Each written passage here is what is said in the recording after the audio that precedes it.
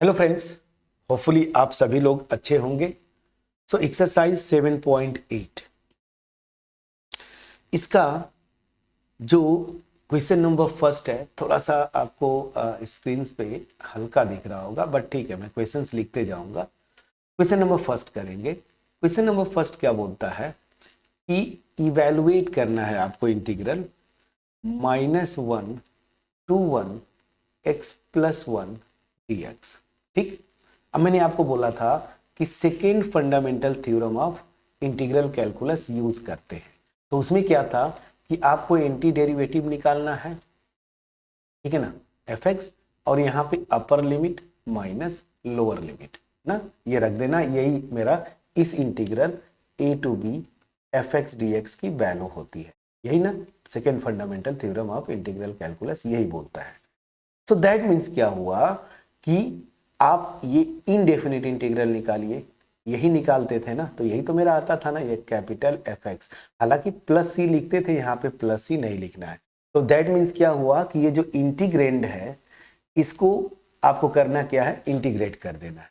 तो इंटीग्रेट करेंगे तो x को इंटीग्रेट करेंगे क्या आता है, ठीक है ना, तो ये आ जाता है x²/2 ना, x का। क्यों? क्योंकि इंटीग्रेशन x⁴n dx क्या होता था, x⁴n+1 अपॉन n+1 प्लस सी यहाँ पे इग्नोर करते हैं, तो n = 1 रखेंगे तो x²/2 आ गया। 1 है तो 1 का इंटीग्रेशन क्या होता है, 1 मतलब 1 × dx, तो ये क्या हो जाता है x। यहाँ पे n की जगह 0 ले लेंगे तो x की पावर 1/1 मतलब x, ये तो आप समझते हैं। अब ऐसे लिखते हैं, देखिए ये -1 to 1, ये एक नोटेशन है सिंपली।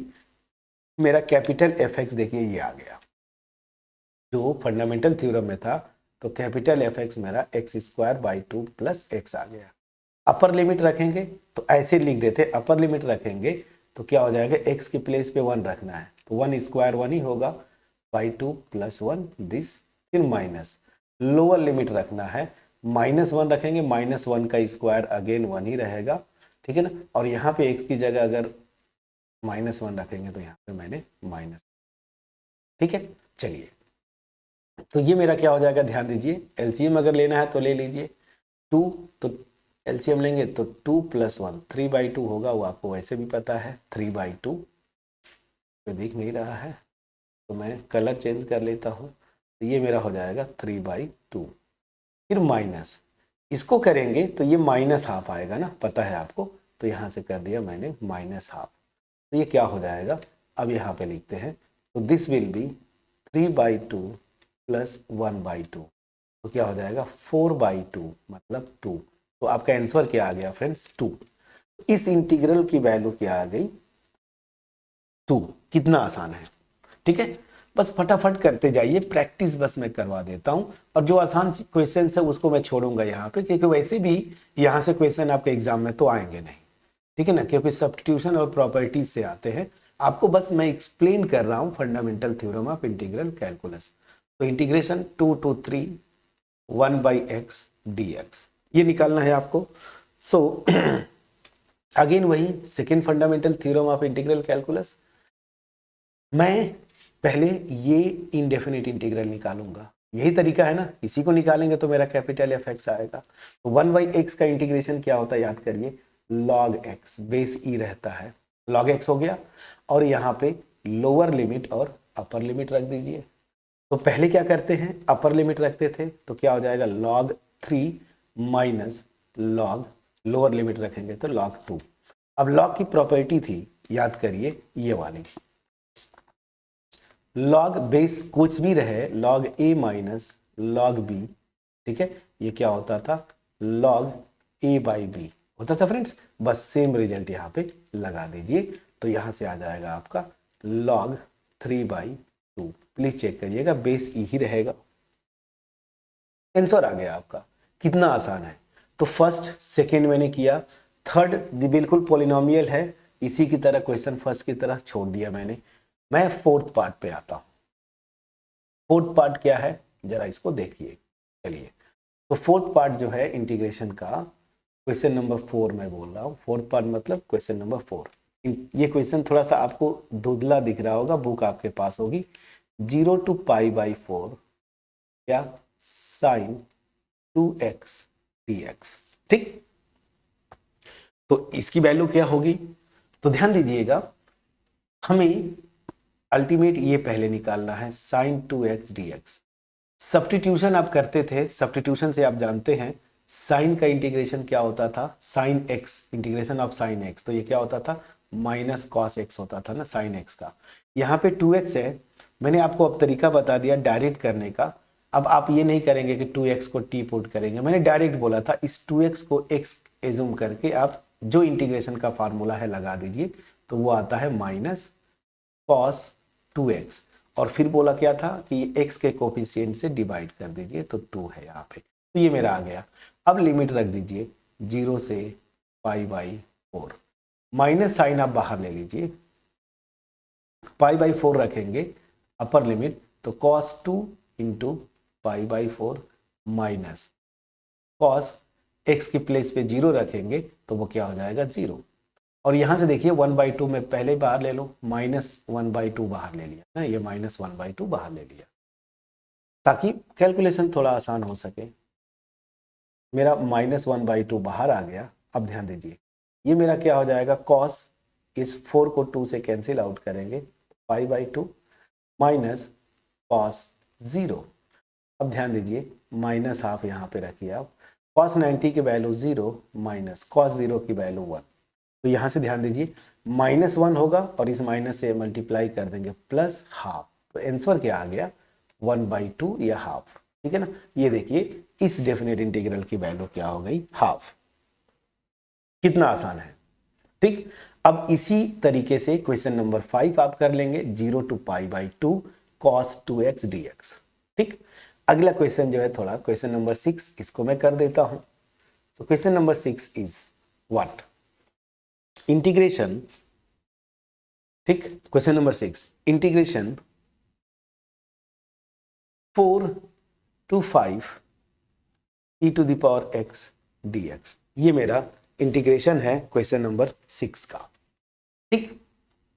अगेन बहुत आसान है, पहले मैं e⁻x को इंटीग्रेट करूंगा तो आपको पता है e⁻x का इंटीग्रेशन e⁻x ही होता है, लिमिट हो गया 4 to 5 ना, तो अपर लिमिट रखेंगे तो e⁻5 माइनस लोअर लिमिट रखेंगे e⁻4। आप आंसर यहाँ पे भी लिख सकते हैं, आप e⁻4 कॉमन ले लीजिए तो यहाँ क्या बचेगा e और यहाँ पे -1, ये आंसर आपका हो गया। कितना आसान है, ठीक है।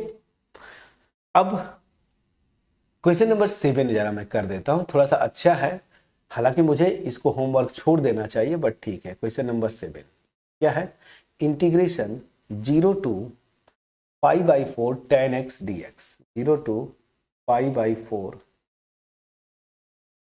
tan x dx, ठीक है।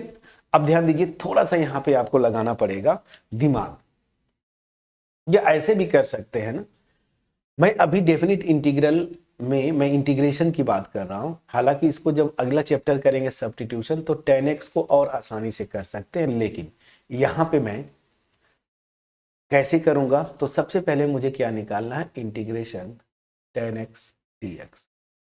इसको कैसे करते थे ये बताइए। सब्स्टिट्यूशन में सेम क्वेश्चन आप ट्राई करिएगा, अगर याद रहा अगला जो टॉपिक करने के बाद, तो ये तो बहुत आसानी से आप निकाल लेंगे, cos x को t पुट करके tan x को पहले sin x और cos x में बदल के, वहां से बड़े आसानी से आप कर लेते।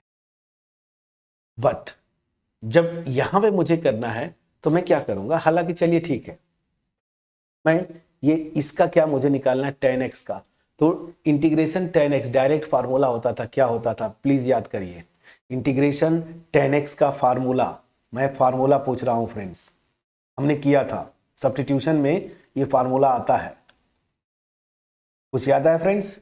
तो tan x का जो इंटीग्रेशन होता है, अगर मैं सही हूं तो क्या होता था, log sec x, ठीक है ना। सब्स्टिट्यूशन इंडेफिनिट इंटीग्रल में जाके देखिए, हालांकि यहाँ पे मॉड लगा देते हैं, मॉड लगाने की यहाँ पे कोई ज़रूरत नहीं, क्योंकि ये जो इंटरवल है 0 से π/4 फर्स्ट क्वाड्रेंट में आता है, तो सेक पॉजिटिव ही होगा, तो इसको आप चाहते तो सीधे ये मैं इसको यही लिख दूं, मॉड लिखने की जरूरत नहीं है, दिस, ठीक है ना, सेक एक्स। तो ये मेरा इंटीग्रेशन होता है, तो मैं डायरेक्ट आ गया। हालांकि ये जो जहाँ कैसे आता है, ये सब्स्टिट्यूशन से ही tan x को प्रूफ देखिएगा sin x by cos x लिख देते हैं और cos x को t पुट कर देता था। एनीवेज मैं डायरेक्ट जो फार्मूला है मेरे पास मैं वहां पे आता हूं। ये मेरा होता है log sec x। क्या करूंगा, लोअर लिमिट और अपर लिमिट।